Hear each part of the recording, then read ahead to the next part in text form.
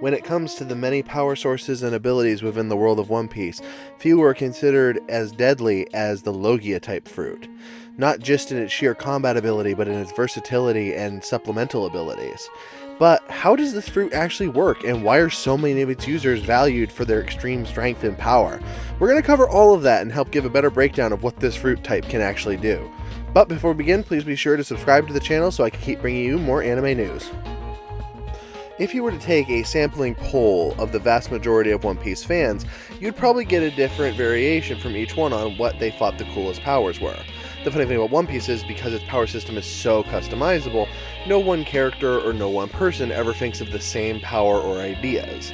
But I bet you would get a pretty common result in the form of many people would choose Logia fruits over most of the other types. The only types that most people tend to compare to Logia fruits are mythical zone fruits and highly specialized paramecia types. But because of that, the Logia still manages to hold its own even in the later series of One Piece as one of the most powerful devil fruit types.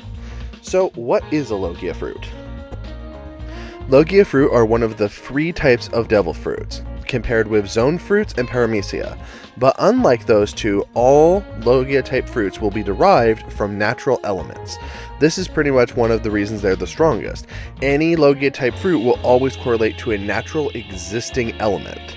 In addition to being able to control that element, it actually allows the person to essentially become that element. Their body gets made up of it, and they can shift back and forth between that element and their regular form whenever they want. In addition to this, it's the only fruit that technically gives you unlimited access to a particular type of element.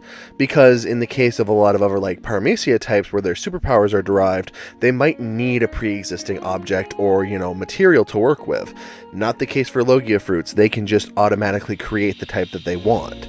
So, take into account, say, the Mara no Mi, which allows you to create flames, the flame fruit.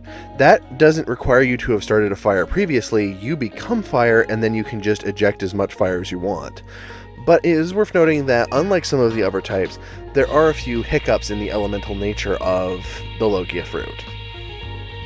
The chiefest of these is that you can only usually control the element that you are releasing from your body. You can control other elements, but you need to have direct contact with them. So, for example, in the case of Crocodile, he can emit sand whenever he wants from his body. But in order to actually create a sandstorm using natural sand, he has to have direct contact with it to begin with. It's not that you can't control your natural element, but you have to be enveloped in it, have direct contact with it, and for the vast majority of these types of users, that's simply not an option. And the other, kind of inherent problem with that tends to come in the form of elemental cancellation. It doesn't come up very often, but there are a few different elements that correlate to each other that will cancel each other out. For example, the flame fruit cancels out the smoker's fruit, the smoke fruit, but it in turn is canceled out by the magma fruit. So, there's that consideration that while you're probably the strongest person in your area, on the very slight off chance that you end up against somebody that has an elemental type that beats yours, it's like a game of rock, paper, scissors, and you don't necessarily lose automatically, but you won't have the same degree of ease that you had before. And even that having been said, the extreme power of the Logia fruit cannot be underestimated, but you have to consider that some are stronger than others. For example, the flame fruit was originally billed as being very powerful, as was the smoke fruit. But the further you got into One Piece, the clearer it became that some types were more powerful than others. I think the ones that probably stand at the pinnacle of all Logia fruit are either the Thunder fruit, in the case of Enel's fruit, or the magma fruit. There's some, debate as to which one of those is the strongest, and I'll leave it up to you to decide in the comments which one you think is stronger. But those two tend to stand at the top in terms of attack power and versatility.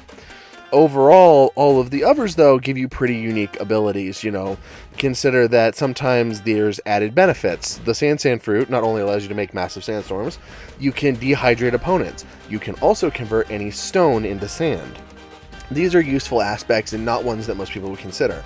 There's a ton of stuff you can do with the gas fruit, for example, and many others. They're not necessarily as supernaturally versatile as a paramecia, but the range of stuff you can do, in addition to being intangible to anything other than an elemental cancellation or hockey, makes you exceptionally powerful.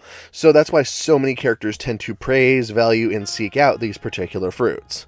But would you want one, or is there another type of devil fruit that you would prefer? And if you do want a Logia type devil fruit, let me know which one you want in the comments below. Hey, if you're still here, I just want to let you know that I do have a Patreon if you want to go ahead and subscribe to help the channel grow. We're still working on adding some more tiers and stuff if we haven't already at this point, but just wanted to let you know about that. Talk to you later.